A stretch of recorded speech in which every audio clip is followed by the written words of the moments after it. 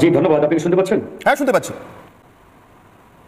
ধন্যবাদ জানাচ্ছি আপনাকে। আসলে দেখুন, মানে বাংলাদেশ নিয়ে বাংলাদেশের জনগণের যতটা না মাথা ব্যথা, আমি তার থেকে বেশি মাথা ব্যথা ইন্ডিয়ান নাগরিকদের দেখতে পাচ্ছি। বিশেষ করে ইন্ডিয়ান যে রুলিং পার্টি বিজেপি এবং তার যে উগ্র সমর্থক যারা আসলে উগ্রবাদের সাথে জড়িত, তাদের মধ্যে একটা প্রচন্ড রকম ভয়, একটা প্রচন্ড রকম মানে ক্ষোভ আমরা লক্ষ্য করছি বাংলাদেশ নিয়ে। কেন? কারণ দীর্ঘ 15টি বছর এই বাংলাদেশের ঢাকায় তারা তাদের একজন কৃতদাস শেখ হাসিনাকে এখানে বিনা ভোটের নির্বাচনের মাধ্যমে ধারাবাহিকভাবে বসিয়ে রেখেছিলেন।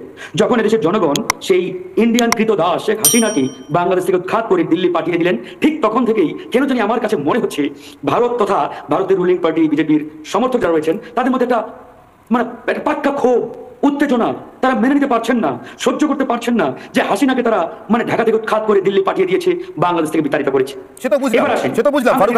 কিন্তু ইন্ডিয়ান যে সকল নাগরিক সেই ডেপুটি হাই কমিশনে গিয়ে হামলা চালালেন, আমার দেশের জাতীয় পতাকাকে পদদলিত করে ইন্ডিয়ান ডেপুটি হাই কমিশন, তাদের বিরুদ্ধে কি বলবেন আপনি? ফারুক হাসান, আপনার দেশের ডেপুটি হাই কমিশনে হামলা চালানোর পর মানুষ গ্রেফতার হয়েছে, আইনি ব্যবস্থা হয়েছে। আপনি কি এটা বলতে পারবেন আরাকান আর্মি আর চীন ন্যাশনাল আর্মি বিপদ থেকে কি করে দেশকে রক্ষা করবেন? নাকি রক্ষা করতে চান না? নাকি রক্ষা করতে চান না?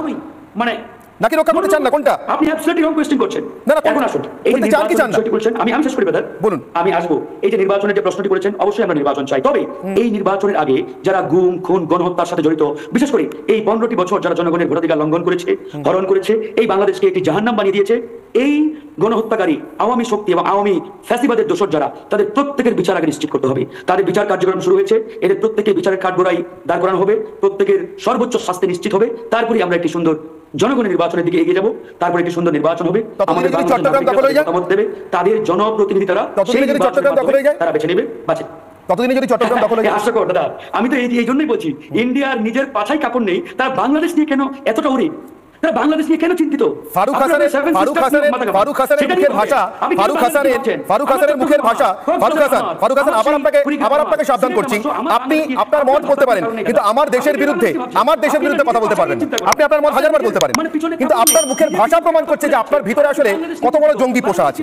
আমি ঠিক এখান থেকে বিমল কুমার চন্দ্র আপনার কাছে আসবো, যার দেশের বঙ্গোপসাগরের সীমানাটা এখন এই মুহূর্তে সুরক্ষিত নয়, যার দেশের নাফ নদ একতরফাভাবে বন্ধ করে রেখেছে আরাকান আর্মি। আপনি আমার থেকে অনেক ভালো জানেন বিমলবাবু যে নাফ কতটা গুরুত্বপূর্ণ চট্টগ্রাম যাওয়ার জন্য, টেকনাফের জন্য। এবং আমি আজকে কেপ নেগ্রাইজে